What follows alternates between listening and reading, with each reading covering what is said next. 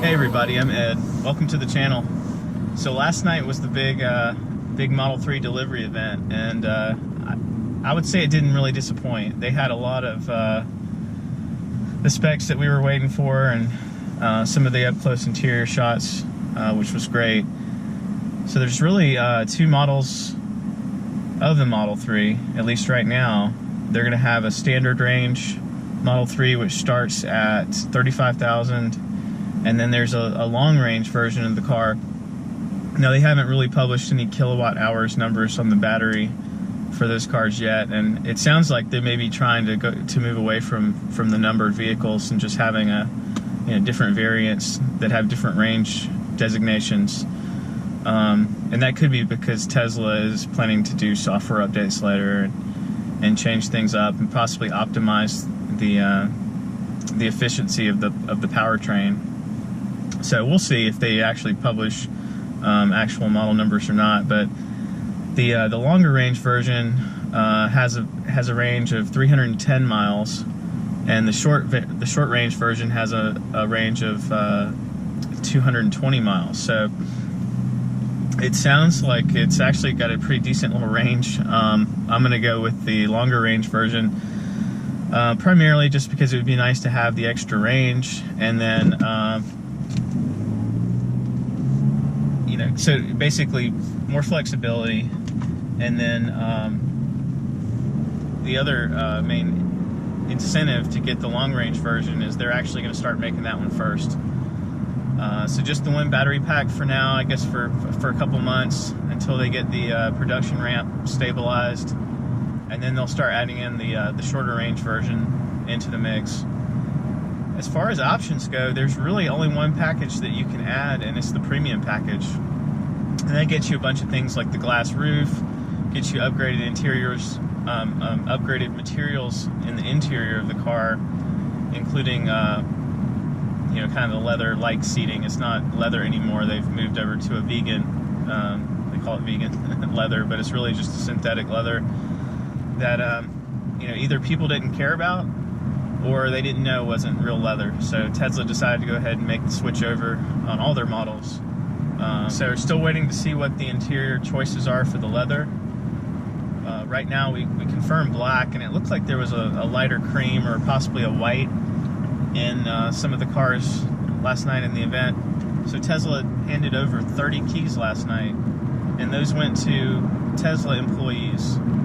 Last night's event was really a Tesla employee appreciation event, as well as a launch for the vehicle. So it was kind of an all-in-one party. It was kind of cool seeing Elon praise his team for a job well done, and also mention that they're basically moving into 6 months of production hell, and that's just due to the pace at which they plan to ramp the vehicle production up. It's just going to be probably a lot of stress on them for a short time until they get things streamlined and consistent.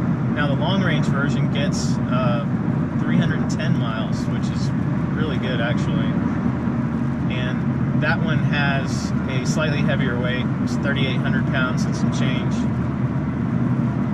but it's a little bit quicker as well. We've got short-range version 0 to 60 in 5.6 seconds, and then the long-range version is 0 to 60 in 5.1 seconds. So I'm definitely going to go with the longer range version. They're actually starting to build those first, and then they'll start building the second range, or the shorter range version once they get the production line stabilized and get the cars ramped up a little bit. And they'll layer in the short range variant of the car. Now the colors look pretty standard, look pretty much like you can get with a Model S or X. Right now I'm torn between that blue and the dark gray, and maybe white. I think white looks really good, but I'm not convinced that I want to own a white car yet. There's just something about keeping it clean all the time so it looks good. I think you can get away with a little bit more dirt on a darker car, which may be good for a daily driver if you're not having to wash it all the time, but we'll see. And then I'm waiting to see what the interior colors look like. They haven't really specified what the options will be on that yet. As of today, I didn't see a configurator online. I think that they're probably opening that up as they're releasing order slots to people, they'll probably give people access to the configurator, at least until it's available to the general public. So I'll keep you guys updated on that. As soon as the configurator is available, I'm going to do a walkthrough and talk through some of the options that are available. But the event went great. I thought it was short and simple. It was really a unique format, almost more like a SpaceX launch, a rocket launch, than it was a car unveiling. So can't say I'm too surprised about that, given that Elon is leading both companies. But it was kind of cool just to see a different perspective and let the employees talk about some of the cool parts of the car. So that was neat. And I thought he did a good job of recognizing the employees for their hard work and their effort in getting to this point. So one of the neat things about the Model 3 is it actually doesn't have a key fob. They got rid of the key fob, and now they're using what looks like NFC technology, possibly in conjunction with Bluetooth. So you would essentially pair your cell phone to your car, and that would act as the key as you walk up to it. For handing your car over to someone else, they have a key card, and it actually looks like an NFC-enabled credit card, and you can use that whenever you don't want to bring your cell phone or you don't have your cell phone. You can just, I assume, keep the card in your wallet and use it kind of like we use a key fob today, where we leave it in our pocket when we get in the car and everything's push button. So that should be cool. So it'll be interesting to see if other manufacturers follow suit and do something different. And it'll also be interesting to see if they retrofit the Model S and the Model X with the same key card system. You got to think that they'd want to make that consistent. And I can't imagine that would be a huge cost-saving measure for them. So as I start adding up the price for the Model 3, it actually is a lot more expensive than I really expected it to be. Now, initially, I wanted to get the performance model, but seeing as that won't be available for probably at least a year, I'm going to go ahead and get the long range model. So the long range model is $44 grand. Then you've got to have the premium package. That's not really an option. So I'm going to add that in. Of course, you need the autopilot functionality, and this will be the current level of autopilot, where it'll do lane keeping and control the steering and speed and do automatic lane changes. So that's $5 grand, and then the sport wheels, which I think look great. I'm not a big fan of the base wheels. The color is awesome, but they've got this weird, plastic dipped hubcap look to them. So I'm not sure if those look better in person, but I've decided I don't want the 18s. I'm going to go with the 19-inch turbine wheels. I think they're only available in silver right now, so I'm going to go with those, and maybe they'll have some color options on the rims. I'd like a darker rim. And then the other option really is the paint choice.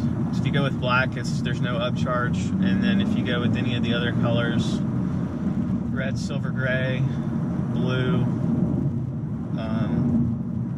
white, then all of those are an extra $1,000. So you're really talking 44 plus 5 plus 5 plus 1.5 plus 1. And then in the future, if they ever enable the fully autonomous driving option, which is listed on the website, it says it's not, obviously it's pending federal law and probably some additional testing, but that mode is $3,000. And that's not something I'll probably turn on right away. I'll probably just wait and enable it later if they ever get the functionality going. And part of the reason for that is knowing how the legal system in this country works. It's not always a quick change to get laws enacted for especially for vehicle safety everybody's trying to balance how to test vehicles on public roads, which you need for accurate testing. But there's also the concern of safety. You know, if the computer screws up, or if an algorithm or a sensor malfunctions, what happens if there's an accident? Is the driver of the vehicle liable? Is the manufacturer liable? Those are some of the issues that they're going to have to sort through in order for Tesla to be able to start, probably to start doing some real life testing of the advanced autonomous mode. So that'll be interesting. But I'm not committing the money to something that may not get enabled in 3 years, to be honest. I hope it does. I think it would be really cool to finally have a fully autonomous vehicle and free up some of your day so you're not having to focus on the road during the commute. But we'll see how it goes. I'm actually driving around Charlotte right now, using Hero 5 black cameras in the car. So if there's some noise, I apologize for that. They do pick up a little bit of the car noise. I'll try to take some of that out in post-production.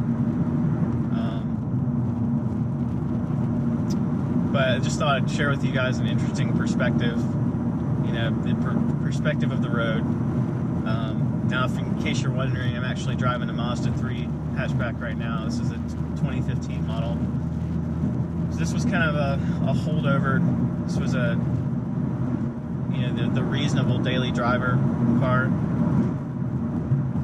And the main reason that I went with this car was the cost. You know, I wanted to save some money so that I could splurge a little bit on the next vehicle.